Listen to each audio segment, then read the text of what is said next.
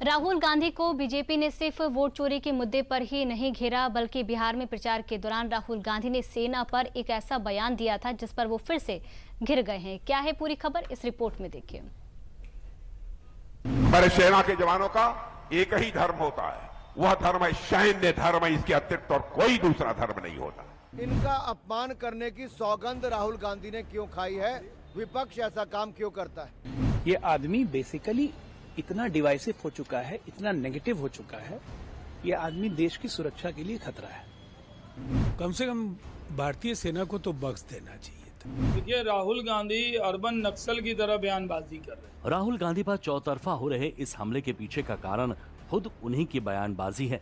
बिहार की जमीन से राहुल गांधी के एक बयान ने मंगलवार को ऐसी सियासी आग लगाई कि इसकी आंच बुधवार को देश की राजधानी तक यानी दिल्ली तक पहुंच गई और बिहार में इसके खिलाफत में बयार शुरू हो गई।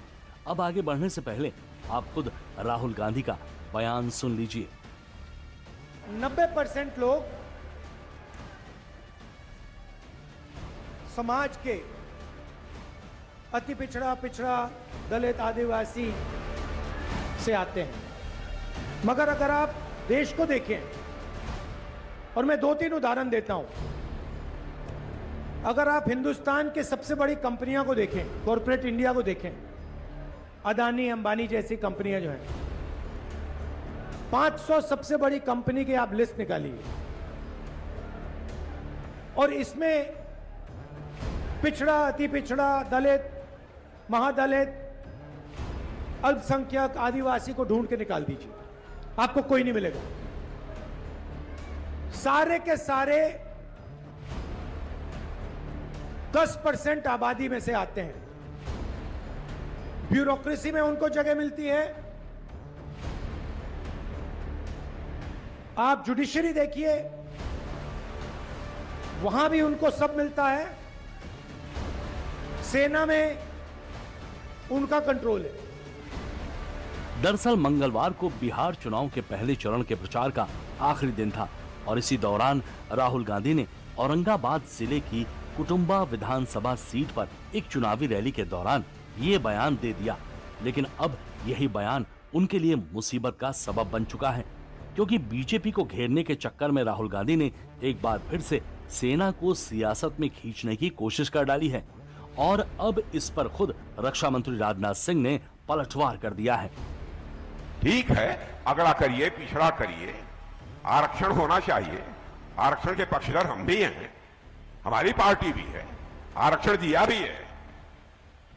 जितने गरीब हैं सबको आरक्षण दिया, दूसरे वर्गों में भी जो गरीब हैं उनको भी आरक्षण दिया। लेकिन सेना के बारे में जाति पात के आधार पर, बहनों भाइयों, मैं समझता हूं कि चर्चा तक नहीं होनी चाहिए।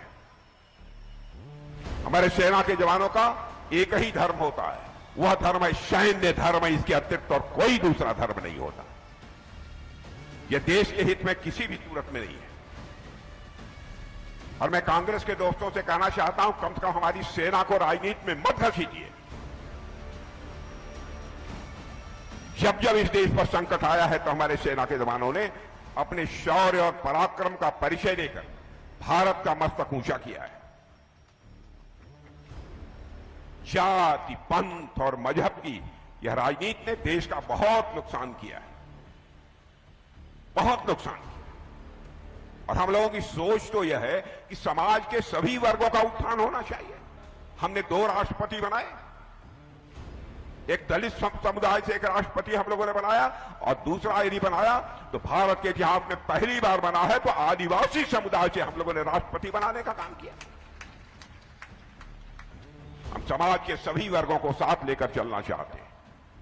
जाति, पंथ और मजहब के आधार पर हम कोई भेदभाव नहीं करना चाहते। राहुल गांधी पर बीजेपी का ये तीखा हमला इसलिए भी है क्योंकि ये पहली बार नहीं जब राहुल गांधी ने सेना को सियासत में खींचने की कोशिश की है।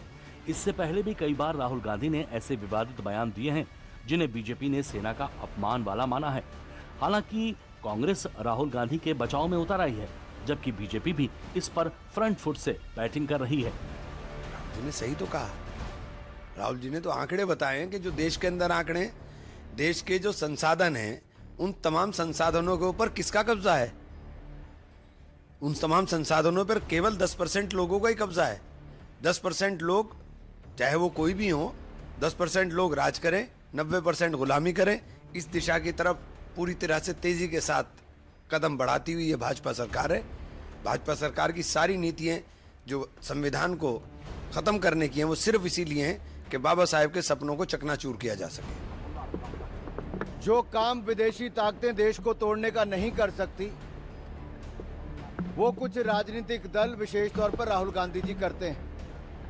आप कल्पना कीजिए कि किसी व्यापारी, राजनेता किसी राजनीतिक दल पर टिप्पणी करें तो ठीक है, कोई चलता है, लेकिन भारत की सेना पर जो हमारी सीमाओं को सुरक्षित रखती है, जो देश के 140 करोड़ देशवासियों को सुरक्षित रखते हैं, उनके पराक्रम, उनके शौर्य, उनकी वीरता, उनके कामकाज पर प्रश्न चिन्ह खड़ा करते हैं।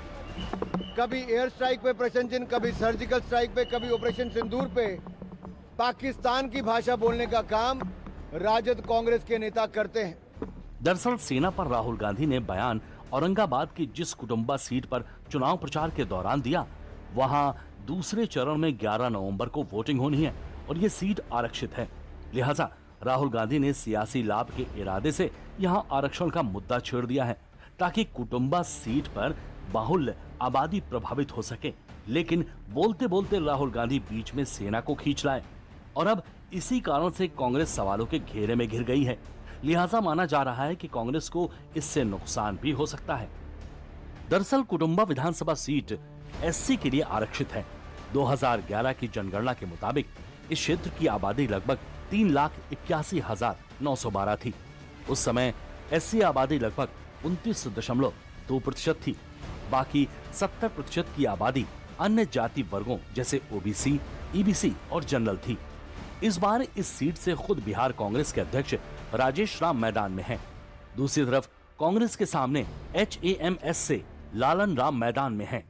2020 के चुनाव में इस सीट पर कांग्रेस के राजेश कुमार को जीत मिली थी, लेकिन जीत का अंतर महज 16,500 के करीब था और अभी दूसरे चरण के चुनाव में कम से कम 5 दिनों का वक्त है और इतने दिनों में बीजेपी राहुल गांधी के बयान को भुनाना जरूर चाहेगी। बीजेपी राहुल गांधी के बयान को जोर शोर से जनता के बीच उठा भी रही है। हालांकि जाति को लेकर ये राहुल गांधी का कोई पहला बयान नहीं है, लेकिन इस बार उन्होंने इसका जिक्र करने के लिए सेना का उदाहरण दिया है, जो एक बड़ा मुद्दा माना जा सकता है। ये आदमी बेसिकली इतना डिवाइसिव हो चुका है, इतना नेगेटिव हो चुका है, ये आदमी देश की सुरक्षा के लिए खतरा है। अब पूरे देश को शर्म है कि ये आदमी हमारा लीडर ऑफ ऑपोजिशन है, जिसको आगे नात ना पीछे पगहा, कोई चीज का ज्ञान नहीं है इनको। कुटुंबा में बोल रहे थे, कुटुंबा किस जिला में पड़ता है पूछ लीजिएगा ना तो नहीं पता चलेगा।